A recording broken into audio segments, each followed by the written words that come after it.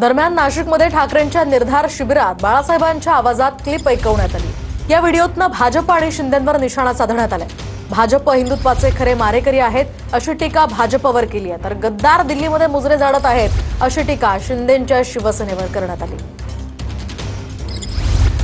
भारतीय जनता पक्षाला आम्ही हिंदुत्वासाठी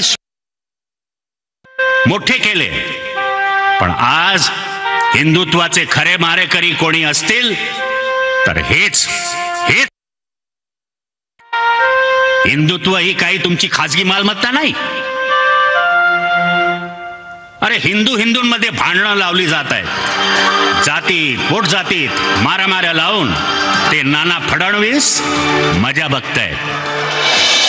पण एक गोष्ट ठासून सांगतो,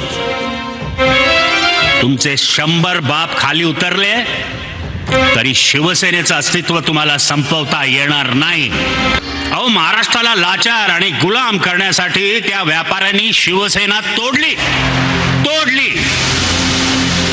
निष्ठावंत म्हणून घेणारेच फितूर आणि गद्दार निघाले।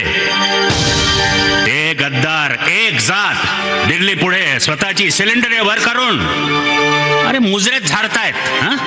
अहो, ते गद्दार गेले ते गेले, त्यांच्या स्वाभिमानाच्या गोवऱ्या सोनापुरात गेल्या। त्यांना पैसा अडका मंत्रिपदाच्या वतनदाऱ्या आज मिळाल्यात हो, पण इतिहासात तुमची नोंद फितूर आणि महाराष्ट्राचे गद्दार म्हणूनच राहणार। वंदनीय बाळासाहेब असते तर लाथच मारली असती बावनकुळे। धिक्कार, आपला आवाज कुणी ऐकत नाही म्हणून आपले विचार हिंदू हृदय सम्राट वंदनीय शिवसेना प्रमुख बाळासाहेब ठाकरे यांच्या आवाजात ऐकवण्याचा पोरकटपणा फक्त आणि फक्त उबाठासारखा गटच करू शकतो। मला खात्री आहे, आज ज्यांनी बाळासाहेबांना जनाब ठरवलं, ज्यांनी टिपू सुलतानाची नावं उद्यानांना दिली, वीर सावरकरांचा सकाळी अपमान करणाऱ्या राहुल गांधींच्या गळ्यात संध्याकाळी गळे घातले, वक्फ विरोधात मतदान केलं, राम मंदिराला सातत्यानं विरोध करणाऱ्यांच्या मांडीला मांडी लावून बसले, 370 रद्द करणाऱ्याला विरोध करणाऱ्यांना पाठिंबा दिला, वाझेसारख्यांकडून वसुली करून घेतली, डेड बॉडी बॅगमध्येही घोटाळे केले, कोविड काळात खिचडीत घोटाळे केले, मराठी माणसांच्या घरात घोटाळे करून गल्ले भरले, त्यांच्या बुडावर बाळासाहेबांनी लाथच घातली असती। ज्या गोष्टींसाठी वंदनीय बाळासाहेबांनी संपूर्ण आयुष्य खर्ची घातलं, किमान त्याच्या विरोधात बाळासाहेबांचा आवाज वापरू नये।